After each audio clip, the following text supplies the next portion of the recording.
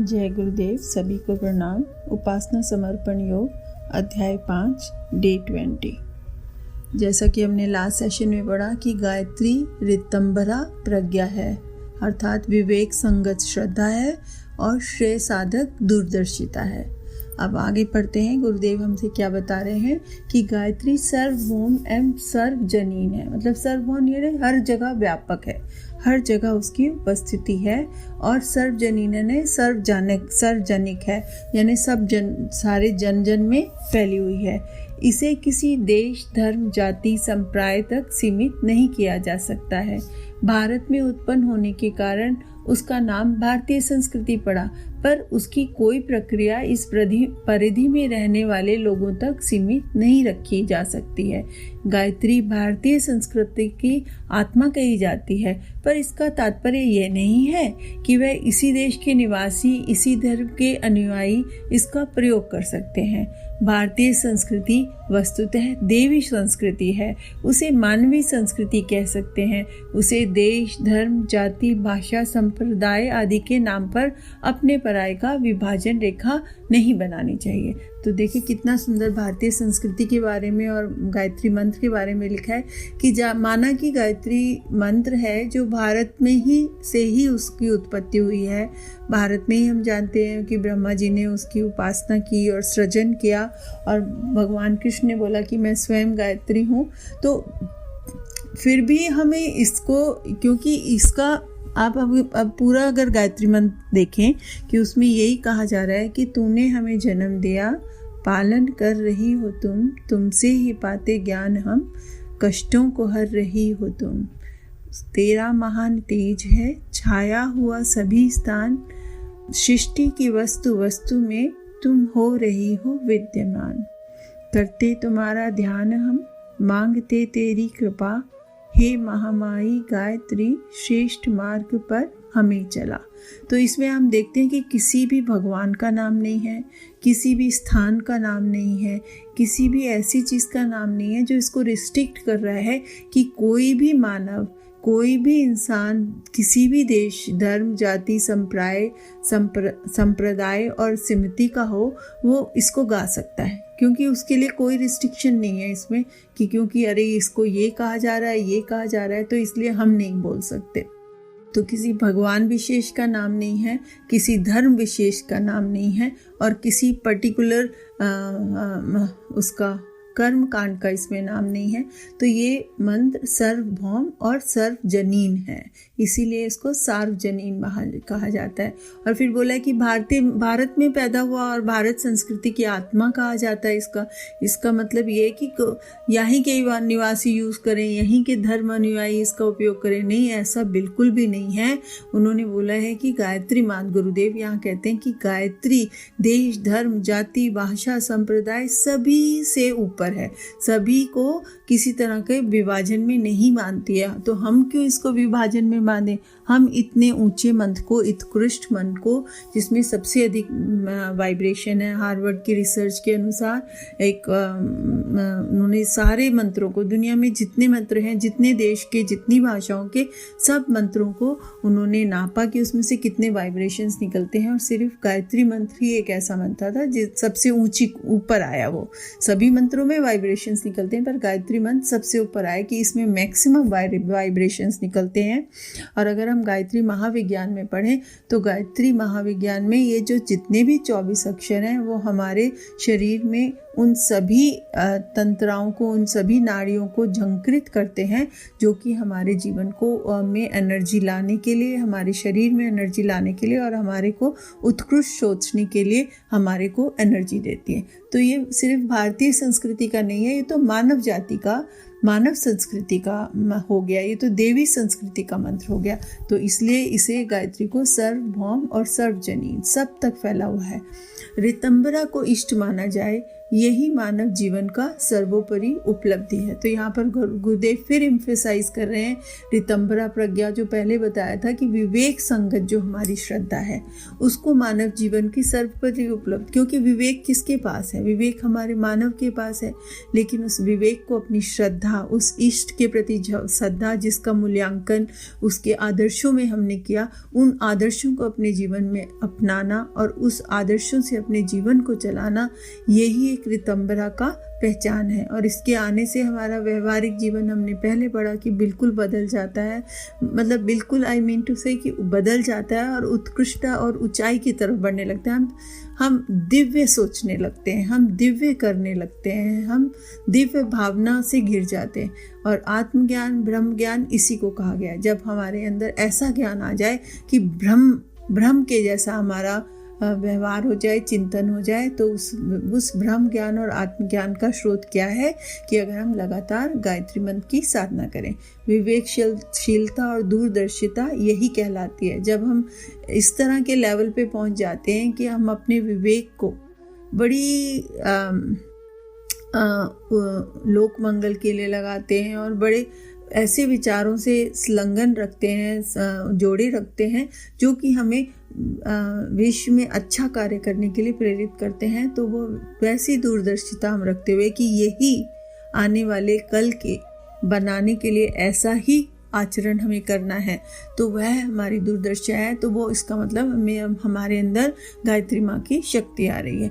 न्याय और औचित्य, इसी का न्याय और औचित्य यानी जो न्याय है और जस्टिस, एक तो जस्टिस हुआ और एक जस्टिफिकेशन हुआ, तो इसी का प्रतिफल कि हम कोई भी कार्य में न्याय कर सकें, और अगर हम उस न्याय को कर रहे हैं तो अपने किए हुए कार्यों को हम जस्टिफिकेशन भी कर सकें, तो वो हमारी शक्ति गायत्री से आती है।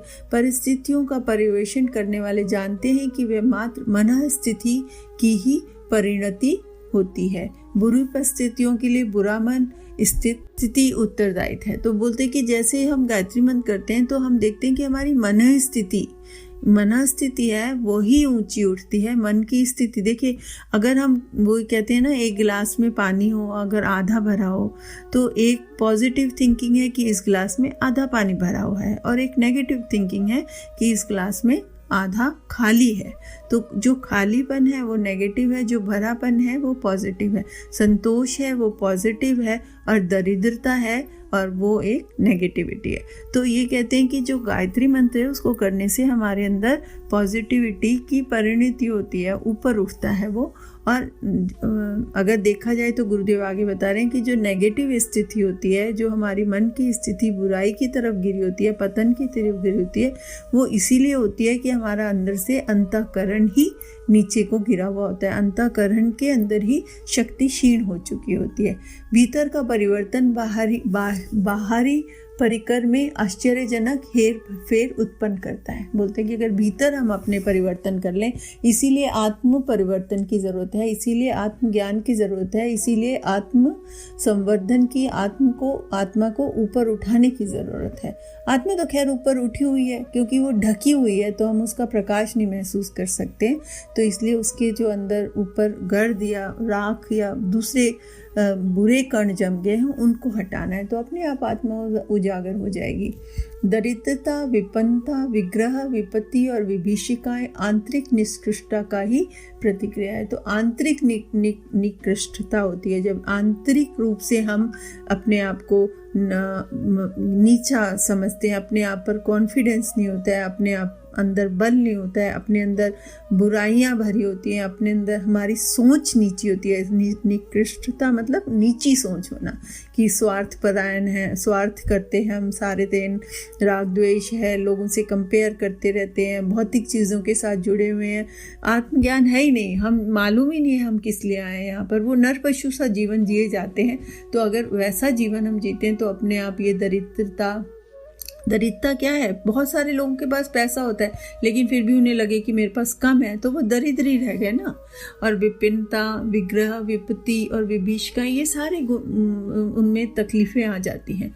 उत्कृष्ट जीवन का कारण बन पड़ने वाले आदर्श क्रियाकलाप ही मनुष्य को आत्मसंतोष, जन सम्मान, विपुल सहयोग और देवी अनुग्रह की अनेक संपदाएं एवं विभूतियां प्रस्तुत करते हैं। तो बोले कि उत्कृष्ट चिंतन, उत्कृष्ट मतलब उठा हुआ चिंतन, ऐसा चिंतन जो कि स्वार्थ परायण ना हो, लोक मंगल हो, ऐसा चिंतन जो सबके लिए करुणा दया रखे, ऐसा चिंतन जिसमें सबके लिए प्रेम हो, ऐसा चिंतन जिसमें लोक मंगल की भावना हो, ये उत्कृष्ट चिंतन है। ये उत्कृष्ट चिंतन क्यों कहलाता है? क्योंकि यही चिंतन देवतुल्य चिंतन है। तो जब हमारा चिंतन देवतुल्य होता है तो हमारे आदर्श, हमारे क्रियाकलाप, हमारी जो व्यवहार होता है वो सब भी आदर्श बन जाता है। और जब हम ऐसे आदर्शपूर्ण व्यवहार करते हैं, ऐसे आदर्शपूर्ण विचारों के साथ जी रहे होते हैं, तो हमारा मन भी आत्मसंतोष से भर जाता है। जब हम आत्मसंतोष के साथ सादा जीवन, उच्च विचार की भावना लेके जीते हैं, तो हमारे को जन सम्मान भी मिलता है, सब लोगों का विपुल सहयोग, विपुल मतलब बहुत अधिक सहयोग भी मिलता है, और देवी अनुग्रह, देवियों का भी अनुग्रह मिलता है, जिससे हम अपने कार्य को सफलता से कर सके, आगे बढ़ सके, और भी अनेक संपदाएं और विभूतियां हमको मिलती चली जाती हैं। प्राचीन काल की सतयुगी परिस्थिति और देवोपम मन स्थिति की सुखद गाथा गाने वाले जानते हैं कि अतीत की गरिमा का एकमात्र आधार उस समय अपनाया गया उत्कृष्ट दृष्टिकोण व आदर्श चरित्र ही था। यह समस्त वैभव की रितंबरा की देन कह सकते हैं। ये प्रज्ञा की देवी का अजस्त्र अनुदान ही था, जिसे पाकर मातृभूमि और समस्त विश्व वसुधा को चिरकाल तक कृत्य रहने का अवसर मिला। तो देखिए कितना सुंदर लिखा है इतिहास के बारे में, कि इतिहास में ऊंचा दृष्टिकोण ही था लोगों का, जो कि उनको हमेशा अच्छे कार्य करने के लिए, आदर्श चरित्र बनाने के लिए, आदर्श मार्ग पर चलने के लिए और लोगों के प्रति लोक मंगल और प्रेम जगाए रखने के लिए प्रेरित करता था। और वो प्रेरित करने से कहाँ से आता था? ये सारा वैभव रितंबरा से आता था।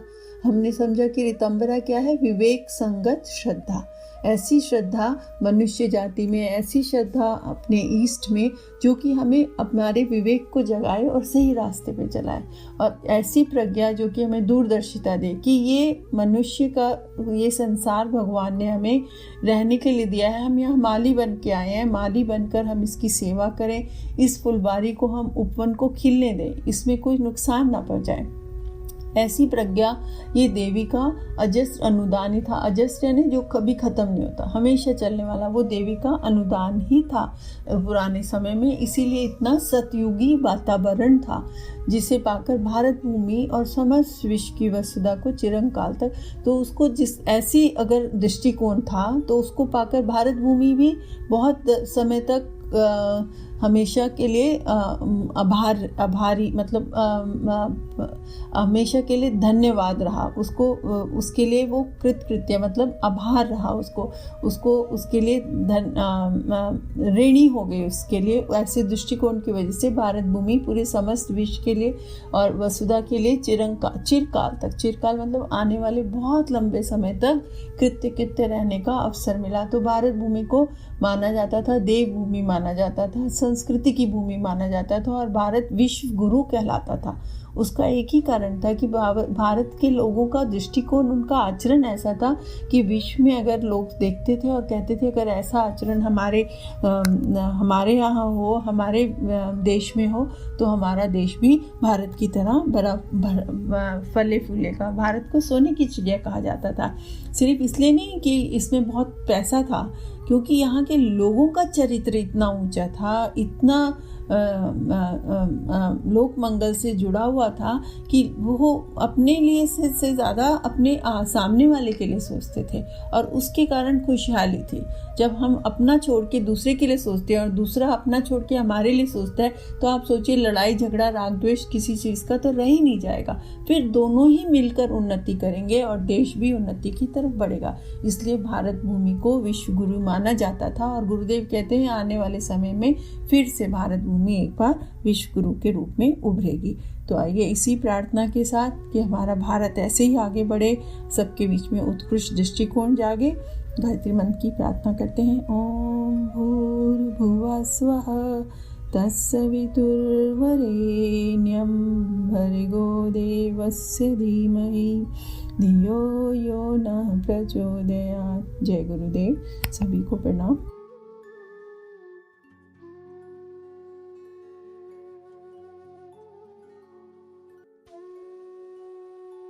हमारे YouTube चैनल को सब्सक्राइब करें और बेल आइकन को दबाकर ऑल पर क्लिक करें ताकि नोटिफिकेशंस आपको मिलती रहें।